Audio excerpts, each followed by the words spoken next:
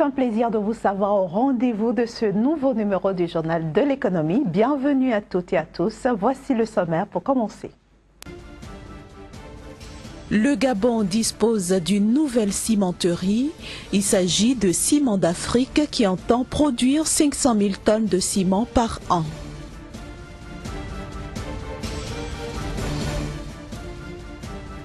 La société de gestion et d'intermédiation Africa Bourse a un nouveau siège au Bénin.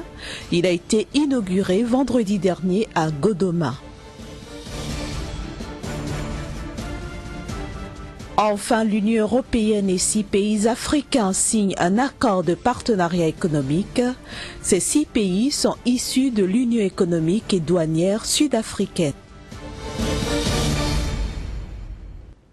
Vous l'avez compris, une nouvelle cimenterie a ouvert ses portes au Gabon. Il s'agit de CIMAF, entendez, Ciment d'Afrique. Après la Côte d'Ivoire, le Burkina Faso, la Guinée, le Cameroun, le Congo et le Mali, cette société qui a repris les actifs de CIMGabon entend produire 500 000 tonnes de ciment par an, extensible à 1 million de tonnes. En termes d'opportunités d'emploi, la nouvelle unité de production a généré 1000 emplois lors de la phase de construction et 200 emplois directs et indirects lors de la phase d'exploitation. 1,7 milliard de dollars, c'est le montant de l'amende que le groupe MTN va finalement payer aux autorités nigérianes, soit une réduction de 3,5 milliards de dollars par rapport aux 5,2 milliards de dollars initialement imposés à MTN par le régulateur du secteur des télécommunications pour justement n'avoir pas enregistré l'identité de près de 5,1 millions d'abonnés. Le règlement de l'amende est étalé sur une période de 3 ans et va s'effectuer grâce aux revenus générés localement, donc au Nigeria. Le groupe MTN accepte par ailleurs d'introduire sa filiale nigériane sur le Nigeria Stock Exchange. La nouvelle a d'ailleurs fait bondir l'action MTN de 13,2% vendredi dernier sur le Johannesburg Stock Exchange. Il s'agit de la plus forte progression des 8 dernières années pour MTN. Et puis, un nouveau siège de la société de gestion et d'intermédiation Africa Bourse a été inauguré vendredi dernier au Bénin, situé au quartier Godoma. Eh bien, ce siège est le 4e dont dispose cet établissement financier qui fait partie de la Bourse régionale des valeurs mobilières.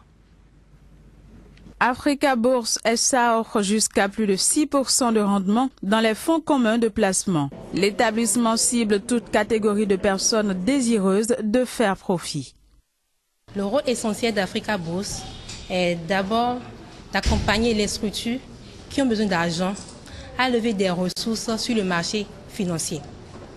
D'autre part, nous aidons également les investisseurs qui ont besoin de placer leurs ressources sur le marché financier afin d'avoir de meilleurs rendements. Donc, c'est le rôle essentiel d'Africa Bourse.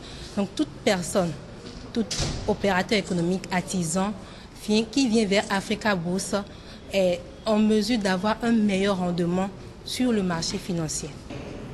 3 fonds communs de placement sont disponibles. Le FCPAAM Capital Sûr, le FCPAAM Obligatif et le FCPAAM Épargne Croissance. Le FCPAAM Capital Sûr est de type monétaire investissant essentiellement dans les titres à revenus fixes de court terme des États de l'UEMOA et des entreprises de bonne renommée. Il prévoit un taux de 5,76%. Le FCPAAM Obligatis, lui, est de type obligatoire et investit principalement dans les titres à revenus fixes.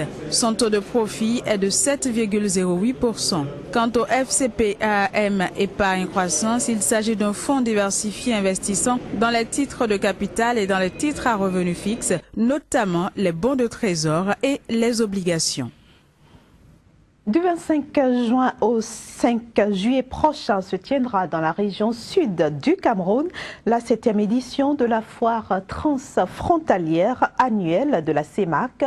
L'événement va être meublé entre autres par des expositions ventes, espaces d'échange, espaces aussi de promotion, ateliers de formation, sans oublier la transformation et la conservation des produits agro-pastoraux. Selon le comité d'organisation, 35 000 visiteurs sont attendus par jour à cette foire.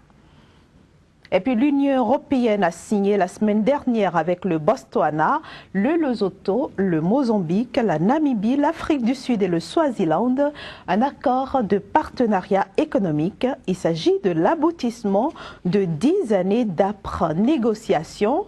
L'accord marque notamment le début d'une nouvelle orientation des relations économiques avec le partenaire européen, mais il doit d'abord être validé par les parlements des 6 pays membres de l'Union économique et douanière sud-africaine suscitée avant sa mise en œuvre. Notons que l'Union européenne devrait aussi bientôt finaliser son accord avec les pays d'Afrique de l'Est. Et puis, les cours des matières premières agricoles ont été portés vers le haut la semaine dernière par des météos très peu clémentes dans leurs différentes zones de culture. Ainsi, le cacao a profité la semaine dernière de nouvelles prévisions de récolte peu optimistes en Côte d'Ivoire, tandis que le café et le sucre ont atteint des nouveaux sommets sur fond de météo défavorables, notamment au Brésil. Les cours du cacao se sont stabilisés cette semaine, consolidant leurs gains à Londres et progressant légèrement plus à New York, sous l'effet notamment de l'affaiblissement du dollar. La tonne de cacao a ainsi signé cette semaine de nouvelles hausses en un mois, montant lundi dernier à Londres jusqu'à 2274 livres sterling et mercredi dernier à New York jusqu'à 3108 $. Les prix du cacao ont également profité de nouvelles prévisions d'une récolte en baisse, due en particulier à une météo peu clémente au cours des 4 premiers mois de l'année en Côte d'Ivoire. Les cours du café, après avoir nettement progressé la majeure partie de la semaine écoulée, ont fortement décroché vendredi. L'annonce par la météo du gel qui devrait s'abattre sur les régions productrices de café au Brésil a entraîné une nette appréciation des cours jeudi qui sont montés jusqu'à 1718 $ à Londres et jusqu'à 145 cents la livre à New York avant de repartir à la baisse, souffrant de la légère reprise du dollar qui a rendu les achats de café moins avantageux en fin de semaine. Le sucre a également connu une hausse la semaine dernière, bénéficiant comme le café d'inquiétudes renouvelées sur les conditions météorologiques au Brésil, premier producteur de sucre au monde. À Londres, la tonne de sucre blanc est montée jeudi à 532,40 $, tandis que la livre de sucre brut a grimpé le même jour à New